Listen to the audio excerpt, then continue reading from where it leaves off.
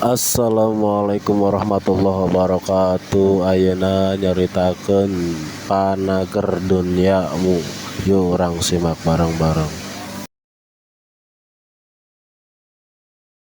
Nah, ieu angin pohara jasa. Ya Allah, ya Rabb. Sahabat tetap masih ngotot nanyakeun, "Ya Rasulullah, aya keneh jang paneger dunia selain daripada angin?" Aya teh Kangjeng Rasul. Naon ya Rasulullah? Lamun hayang nyaho paneger dunia supaya dunia ulah goyang, di antara diceritakeun tadi leuwih hebat tibatan angin ialah jelema anu hartana loba anu daek ngazakat, jelema anu elmuna loba anu daek mere elmuna lillahi taala, jelema anu hartana loba anu daek sedekah. Etalah leuwih dahsyat dibandingkeun jeung nu tarate nu tadi. Masya Allah, ternyata horenganan penguat dunia, penguat bumi. Hiji nusugih, tapi nusugih nadaek ngazakat, nusugih nadaek sodako.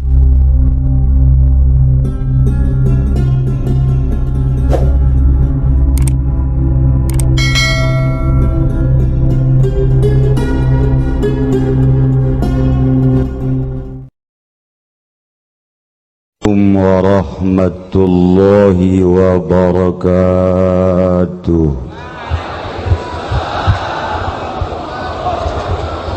Alhamdulillah, wassalatu wassalamu ala rasulillah Muhammad ibn Abdillah wa ala alihi wa sahbihi wa mawalah, amma ba'du.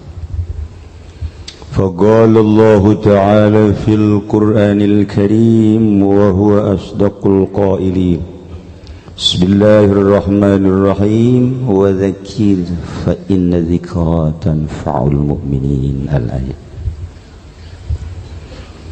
Tangkung dipayun urang sami-sami nyanggakeun puja sinareng puji ka Gusti Allah anu Maha Suci, nu parantos masihan tina rupa-rupa nikmat ka urang sadayana, terutama nikmat anu kacida pisan ageungna nyaeta nikmat iman sinareng Islam. Sholawat sinareng salam mugia dilimpahkeun ka junjunan alam Kangjeng Nabi urang, Kangjeng Nabi Muhammad sallallahu alaihi wasallam, katut ka para kaluargina oge ka para sahabat-sahabatna rauh para tabi'in asbat tabi'in al mukarramun, para alimil ulama, para asatidz, bil khusus para zuriyah Kangjeng Rasul. Alhamdulillah, di tengah-tengah urang aya dua habib nu biasana urang dikelilingi ku para habaib, terutama Habib Cocoan. Tapi alhamdulillah kedua Habib ieu ge nu hiji pesek nu hiji mancung, terobati urang kedua Habib. Alhamdulillahirabbil alamin. Sebab para habaib beda jeung urang, kadar dirina nya nama langsung ti Gusti Allah, pan ieu mah ti Ahok.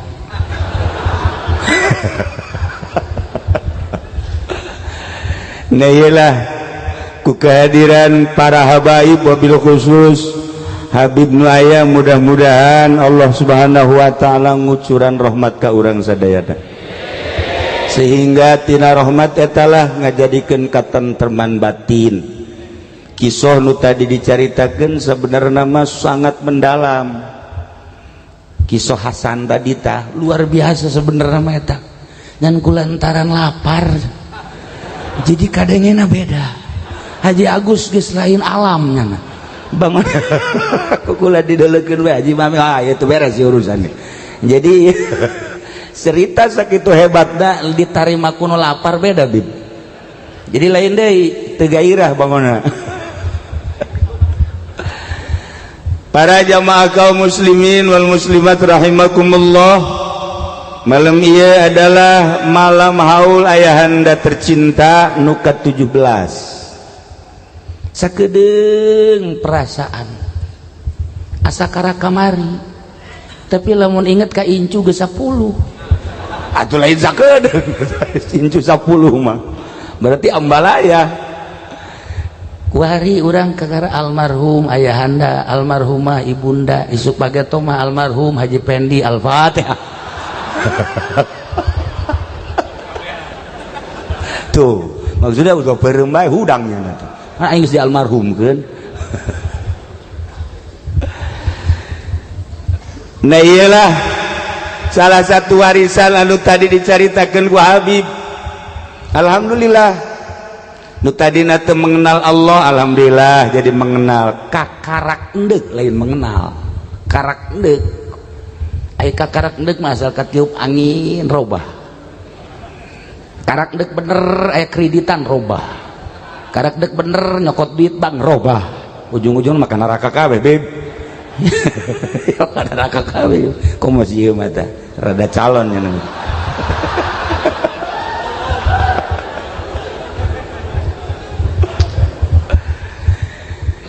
tapi lamun hayang nyaho paneger dunia sakumaha nu dijelaskeun ku Kangjeng Rasulullah Muhammad sallallahu alaihi wasallam ketika Gusti Allah nyiptakeun bumi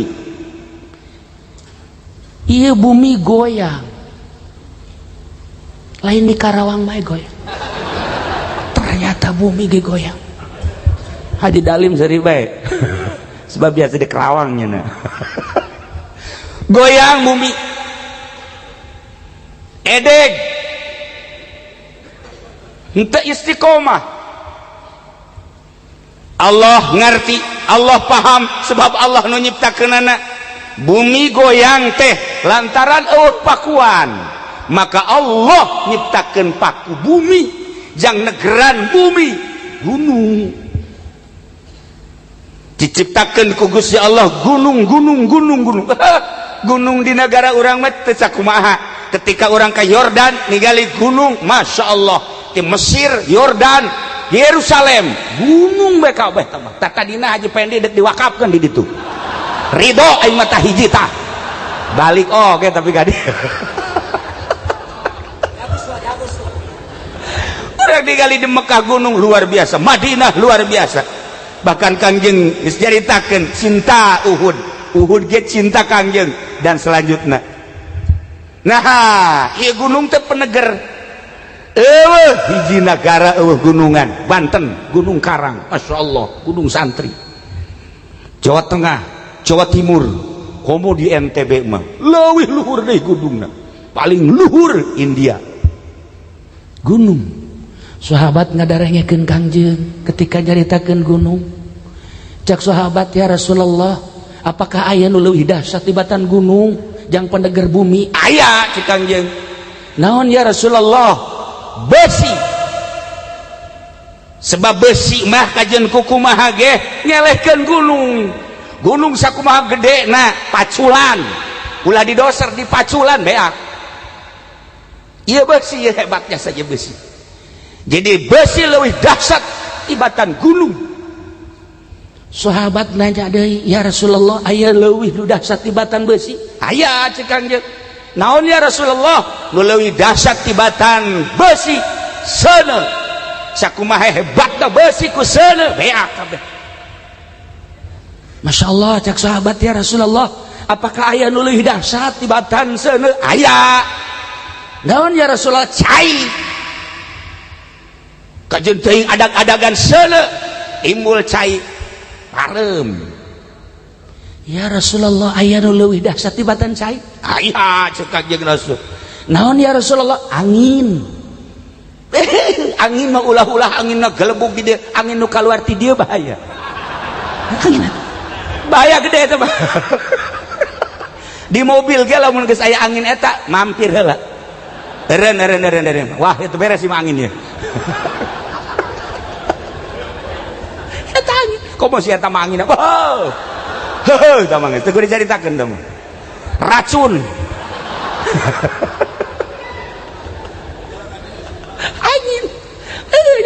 anginan dia geus bau aku mau anginan. Nah ieu angin pohara jasa ya Allah ya Rabb. Sahabat tetap masih ngotot nanyakeun, ya Rasulullah aya keneh jang penegor dunia selain daripada angin? Aya cek Kangjeng Rasul. Naon ya Rasulullah? Lamun hayang nyaho penegor dunia supaya dunia ulah goyang, di antara diceritakeun tadi leuwih hebat tibatan angin. Iyalah jelema anu hartana loba anu daek ga zakat, jelema anu elmuna loba anu daek mere elmuna lillahi taala, jelema anu hartana loba anu daek sedekah etalah leuwih dahsyat dibandingkeun jeung nu taratet nu tadi-tadi. Masya Allah, ternyata horenganan penguat dunia, penguat bumi. Hiji nu sugih tapi nu sugih na daek zakat, nu sugih na daek sedekah. Ai si eta mah pan kadengena doang sugih, kadengena doang. Apa ngadengenya na ngazakat hating malah mana yang ngazakat. Ya Allah ya Rabbi, Masya Allah. Tah eta ya di antara jelema nu boga ilmu barahan ku ilmuna dunia jadi teger, tetapi nu paling dahsyat jelema anu ma'rifatullah wa rasul, mengenal Allah jeung rasulna. Iyalah sigana kadeleuna cicing, sigana kadeleuna teu sabaraha, sigana kajeleuna hina katingalina lah jelema tombal tepir, kacirina kuru, kacirina tearudi. Tetapi justru Allah ningali jutaan manusia nu ti peuting kerek tapi leuleuh jelema eta sangat memandang. Nu tadina deuk disiksa tapi teu jadi. Mantak besi aya aki-aki hudang ti peuting talian sih ada. Talian. Komo si eta mah geus teu kudu aki-aki talian bae. Geus gantung bae habak. Ternyata koreganan jelema nyiptakeun masjid teh ya, jelema ngabangun masjid, jelema nyiptakeun majelis talim, ngabangun majelis talim, nyiptakeun mushola, majelis talim dan lain sebagainya. Eta teh jang panegor dunia mengenal Allah. Lamun nu sugih jang mal bisa. Etalah nu keistimewaan penegor dibandingkeun jeung gunung, dibandingkeun jeung seuneu, bandingkeun jeung besi jeung seuneu jeung cai, dibandingkeun jeung angin leuwih hebat keneh jelema nu usaha tapi usahana lillahi taala, jang liilai kalimatillah. Tuh masjid, tuh majlis, tuh mushola, tuh fakir miskin, teger dunia kajen kukumaha. Tuh kula talian maning kuari talian saha nu mau orang teh. Ya Allah ya Rabb, Masya Allah. Mantak tadi kula ngadenge ayat Ya Allah ya Rabb, hebat atuh tadi ayat anu dibacakeun patusiru sahaba fasuqnahu ila baladim mayit. Bisa dimaknaan ku sababaraha dimensi sebenarnya. Eta ayat teh loba anu maca ayat eta aju ngageter hatena. Qori mah mun maca ayat eta aju hayang gede bayaranna. Beda. Tah maca Habib ieu tadi kumaha nafsiranana cenah. Tapi lamun teu lillah, lamun lillah ya henteu. Nah, Ki Jamal aya we dia. Ah ieu bangsana.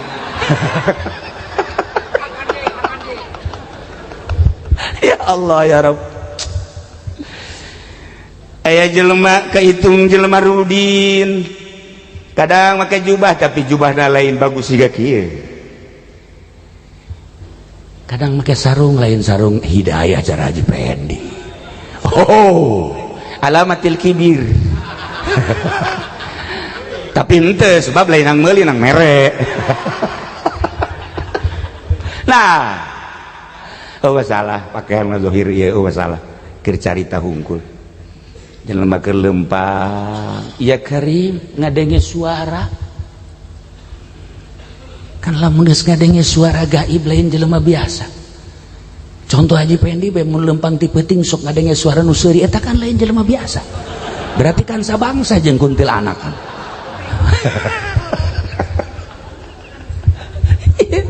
aya babangsana aya. Teh jadi kerlempang ngadenge suara tetapi pendengaran lain diceli pendengaran tapi diceli batin seakan-akan suara teh mun dijabarkeun mah kieu ya ri hai angin bawa mega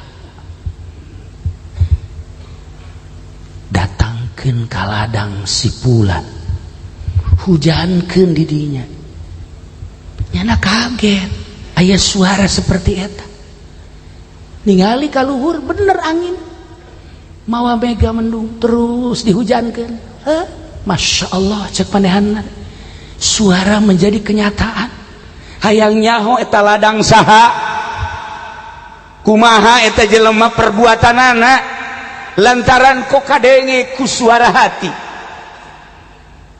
akhirnya nanya ieu saha aya nu ngabejaan masyarakat Pulan di mana imana di anu nyana langsung datang assalamualaikum waalaikumsalam aya naon aya ente ieu pagawean naon tani ulama aya tani ente emang kumaha biasa ulama henteu sugan ieu mah aya nu luar biasana dibanding jeung tani-tani nu sejen tani mah biasa we biasa sarua jeung batur wayah macul-macul wayah ngagaru-ngagaru wayah nandur-nandur wayah ngoyos-ngoyos biasa we biasa ante coba praktekna kumaha nah lamun carita praktekna kula mah hasilna dibagi 3 setiap panen seperti lu jang kula jeung pamajikan kabeh pake dahar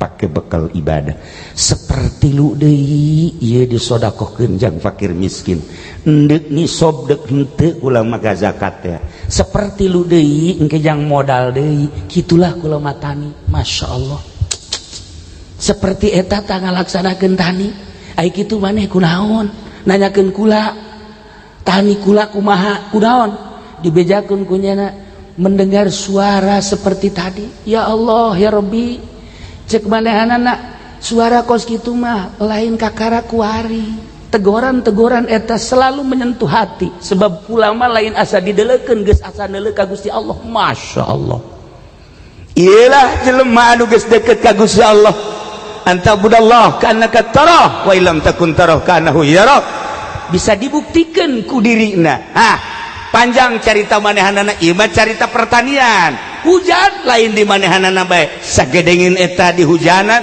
sawasi ieu nah kajadianana bareng kabeh tani dibukti dana nu ieu mah bagus bae tanina barang nu ieu dongengnya na woi nu aing mah bea kurang nu ieu deh waduh cenah tutut malhulu jak nu ieu teh Masya Allah anu sakala libertad naon kadang-kadang sekali libertad itu sih mah dasar hamaan nyaho tah sia mata hama anu ieu segala simeut segala tek-tek bage sagedengin eta bareng hujana tetapi nu ieu bea kurang nu ieu bea ku simeut nu ieu bea ku kitu hama dan lain sebagainya nu ieu mah aman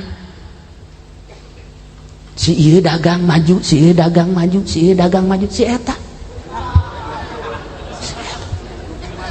rugi maning weh griana ge wis ora ana sepotong lah iya wis didosa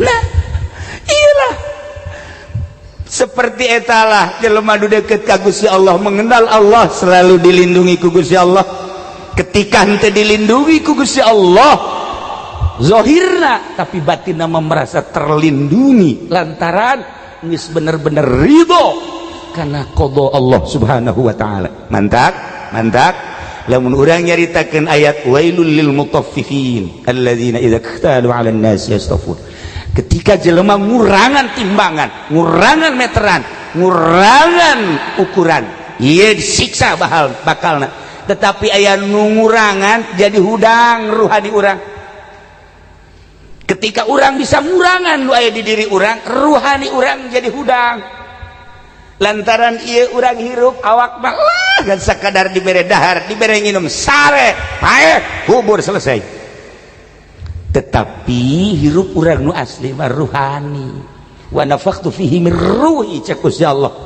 Nah ieu supaya roh urang timbul sinaran maka kudu aya nu dikurangan 4 perkara di diri urang. Mun bisa ngurangan 4 perkara ruh urang bisa sinaran keluar mengenal Allah Subhanahu wa taala. 4 perkara nu kudu dikurangan. Hiji ngurangan dahar jeung nginum. Mulai guys. Mulai guys. Aduh cenah kiai hampura. Hampura teh mata. Eta kan urusan anak ka awak teh mah. Lamun urang teu bisa ngurangan dahar jeung nginum tetap ruhani urang moal kaluar. Kula pernah dipicung di Aang Baden, ruhani na timbul lantaran daharna saeutik. Abuya Cadasari demantak ruhani na timbul daharna saeutik. Kaji Pendi nu mantak ruhna terkubur daharna. Lain tergantung awak mah eta pemberian ti Allah. Aya jelema awakna lintuh tapi daharna leutik, aya jelema kuru tapi dahar ya Allah. Ya Allah, tukang ragaje eleh. Beda. Ngurangan dahar jeung nginum ruh bakal keluar. Lumantak aya puasa. Puasa eta supaya ruhani urang keluar. Cenah kamari kami jah puasa sabulan roh urang teu keluar. Atuh teh mah pindah dahar doang. Pindah dahar malah leuwih gede bulan puasa tibalik jeung teu puasa. Nu biasa ngan 2 kali bulan puasa 4 kali dahar. Masya Allah jaroko ge beak 2 pak. Nomor kahiji ngurangan dahar jeung nginum ruhani urang bakal keluar. Nomor kedua lamun hayang ruh urang timbul bersinar mengenal Allah Ngurangan sare. Ngurangan sare. Duh cenah kieu mending gesan bae mah ngaji. Teu kaharti bae kos kieu bae. Atuh urang mengurangan sare hese jasa. Boro-boro di imah keur ngaji ge hees. Atuh keur ngaji hees kumaha tah atuh. Besok tunjuk siap. Ngurangan hese jasa. Aduh, bulan puasa lain ngurangan hees lain nambah kabeh rata-rata. Masya Allah, datang ka salat dohor jeung salat asar ngarendeng. 2 heseta hayang keluar ruhani seperti eta. Almarhum ayahanda Abah lamun keur jeung anak mah jeung anak daharna loba. Heran. Abah mah lamun jeung anak daharna gembul jasa. Tapi lamun henteu jeung anak tilok dahar. Ibu ka Jogja datang ka Gering disuntik geus Abah sia mah teu ngajak-ngajak aing dahar cek nya 2 poe teu dahar. Bisa kuat Abah mah eta. Tapi lamun jeung anak mah tuh kuat ditarutan ku anakna, gua rembul anakna. Komo haji entoh mah beuh. Haji entoh, haji us, haji emu atuh terbasuk kula atuh gembul. Kula ge nurutan Abah daharna doang. Haji ku ari katurutan ku Haji Maming. Rembul. Eta bisaan kolot eta. Masya Allah. Embung ka ciri ku anak-anak acan. Lamun keur dahar barang teh kasambal kasar tapi lamun eueuh sasaha cemi. Urang mah beda lamun keur loba jelema cemi. Habe hayang pajar tasawuf. Boh Haji Pendi tasawuf geus siapa dulu. Masya Allah. Giliran eueuh sasaha waduh. Ngawadang. Perbedaan ahli Allah jeung ahli dunia seperti eta. Ya Allah ya Rabb. Masya Allah karim. Nah nomor kahiji ngurangan dahar jeung nginum wayahna upayakeun lamun hayang ruh urang mengenal Allah. Nomor kedua ngurangan sare terutama ti peuting. Eueuh hiji waliullah dijadikan wali nu peutingna sare moal aya. Eueuh hiji solihin nu peutingna sare moal aya. Nu mantak diangkat jadi solihin, nu mantak diangkat jadi wali peutingna tara sare. Alhamdulillah cenah kula gidean teu sare. Nonton bola. Haji Jamal teh mah. Jeung budoli duaan. Masya Allah kiai nonton bola tarolol.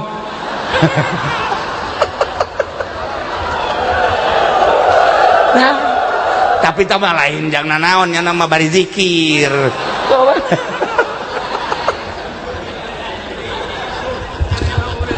Lah murid nerima, murid tolol, murid tolol.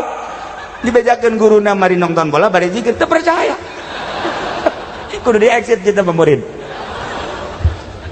2 ngurangan teh nomor katilu ngurangan pergaulan selain daripada ahli Allah. Ngurangan bergaul selain daripada ahli Allah. Lamun jeung ahli Allah, Jeung Habib silakan, Jeung Habib Lutfi silakan, Habib Ja'far silakan, Habib Umar. jeung Haji Pendi jauhan. Rusak. Jaringan HP ia hanya membuat kedangkalan batin, qaswatul qulub.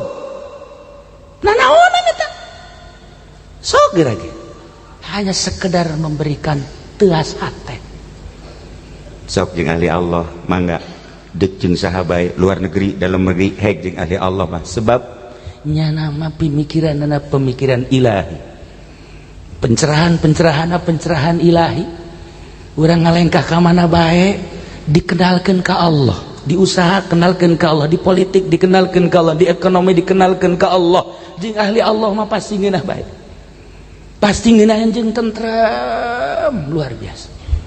Nomor katilu kurangan pergaulan selain daripada ahli Allah. nomor kaopat ngurangan omongan selain daripada maca Quran, sholawat, zikir, maca kitab, hadis. Ulah pati loba omong teh. Kuat saminggu bae ente tanu tadi tah saminggu jadi wali. Saminggu ulah 40 poe ulah. Kebal teuing 40 poe. Saminggu bae coba hiji dahar nu biasana sapiring mentrung saparapat piring. 2 nu biasa sare peuting genep jam cobangan 2 jam bae ulah sajam 2 jam. 3 nu biasa urang jaringan-jaringan putuskeun gua. 4 nu biasa obrol ku hari stop saminggu bae. Ujian anak kadeuleu beungeut lagi herang ieu makan dareumeuk ieu beuteung Demek beh ieu mah lamun dikasolearkeun mah 12 ya. para jamaah kaum muslimin wal muslimat rahimakumullah, etalah sekedar bayangan hirup nu urang bakal amprok jeung Gusti Allah, lain jasad nu bakal amprok tapi ruh. Kenalkeun ruh urang ka Gusti Allah, memeh urang dicabut nyawa, roh urang ngalayak. mumpung aya keneh ahli-ahli Allah Terutama di Indonesia. Di Indonesia kuari terbanyak ahli Allah dibanding jeung di luar negeri. Loba di Indonesia kuari Alhamdulillahirabbil alamin. Menurut penelitian ahli-ahlina, kula we sakadar nyaritakeun hungkul. Menurut penelitian ahli-ahlina di Indonesia kuari terbanyak ahli Allah dibanding jeung luar negeri. Maka di Indonesia terjadilah ketentraman, tenang. Nek pilkada bae kuari di pilkada parbo. Eueuh nu ngomong hiji-hiji aja.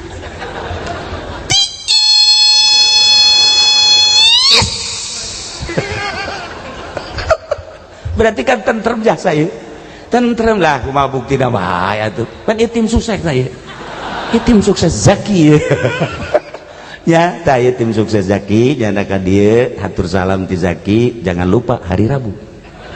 Eta nyana teh. Tiis di kota tiis. Jadi ente gejolak sebab loba ahli-ahli Allah lah menang sakitu eleh sakitu. Urang mah kieu-kieu bae.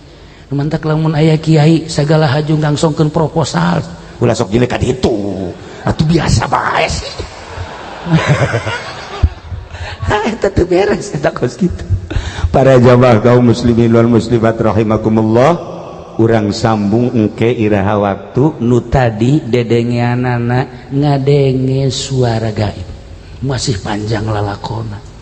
Ternyata loba di Indonesia motif-motif jelema-jelema nu model kos karar itu mun dibuktikan nu kamari maot Mali bejaan di mana ribuan manusia anu kamari aya deui maot keneh tapi henteu rame nu masih hirup keneh nu suara hatina mendengar Masya Allah di Indonesia loba cenah kiai tuduhkeun mana Haji Pendi teu percaya kan jelema lain ja kira kajeung kumaha tah mah suara jurig